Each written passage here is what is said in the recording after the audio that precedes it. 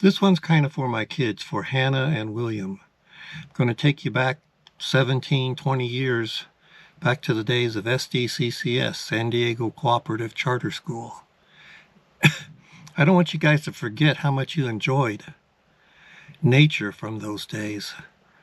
SDCCS, for those of you who are going to follow along on this journey, is a K through 8th grade charter school in San Diego, and it was fantastic for these guys because in 5th, 6th, 7th, and 8th grade they got to do outdoor adventures. And they were fantastic and got I think both of my guys hooked on nature. In 5th grade, first semester, I don't think Hannah got to do this one, but William got to do it, which was go on the Star of India, which was one of those old sailing ships, and it was in San Diego Bay. And it was just an overnighter, but you get to do piratey things, and you get to spend a night in an old, ship, and you get to swab the deck and do all kinds of stuff. And they wanted to know if anyone there knew their way around a knife, and of course William did. He'd been whittling, and he had his own pocket knife and all of that. So of all things, he got kitchen detail. And he came back and he goes, man, I peeled more potatoes and I knew what to do with. And you know what? They loved his potatoes, so he got a big kick out of that. But the whole test was, it was right there in San Diego Bay, and tested to see if those little 10-year-old and 11-year-olds could be away from mom and dad. And a couple of the kids, I think in both groups, wanted to be home. So they didn't make it tonight. And then the second semester, they got sea camp out at SeaWorld. And they get to cut up all kinds of stuff like, all the fish, and get to see all kinds of crazy things. And they actually went to go look at the tide pools and do all kinds of stuff. And it was once again right there in San Diego. But that one was a week long. And both of the kids came back smelling very fishy, but they loved it. Absolutely loved the ocean and got a respect for it. And that started their ventures. And the next year was Joshua Tree. This is their 7th grade. And you get to go to, it's a world-known rock climbing place. And these guys get to go to Joshua Tree. No, I'm sorry, the year before that, it was outdoor science. So they got to go up to, I think, around Julian. And they went up there, and the things that I remember the most was Hannah's group. It snowed the day they were supposed to come back. And it was one of those really wet snows, and they got all completely mucky, and the bus driver was not at all happy with the fact that, there were all these muddy kids getting on the bus for the ride back to San Diego. And William's group, they had a huge storm, and a lot of them never seen snow before, so this was their first chance to see snow, and they went crazy.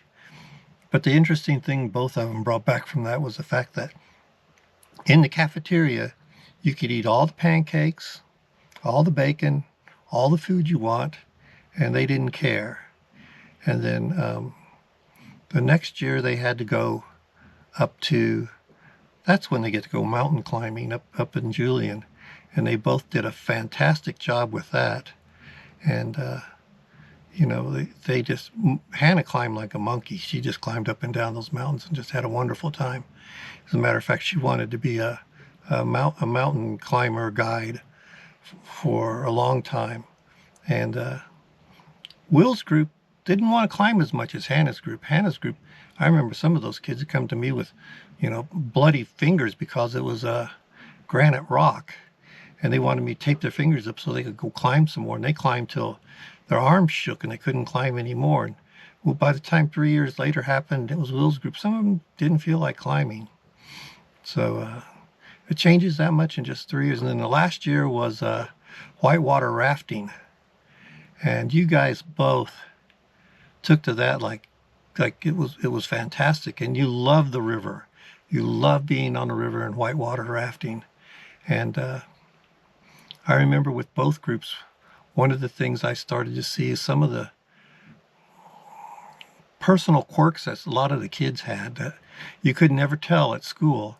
Like one of the kids in Hannah's group was kind of a clean freak and just was, he in his meal he found a hair, and once again cafeteria style, somebody in front of him lost a hair and fell into the food. He happened to get it, couldn't eat it.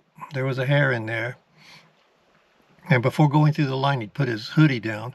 And when he came back, there was a cat sitting on it, and he got hair on his hoodie. And he was like, oh, just have to throw that hoodie away.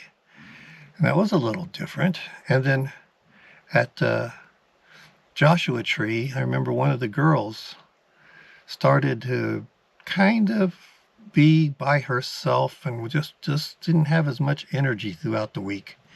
And I asked her what's going on, and she said she was vegan, but she hadn't told anybody. And she was living off of power bars for a whole week. And the food that they were catering was more like hamburgers, hot dogs. Even the beans had bacon in it. So, she couldn't eat any.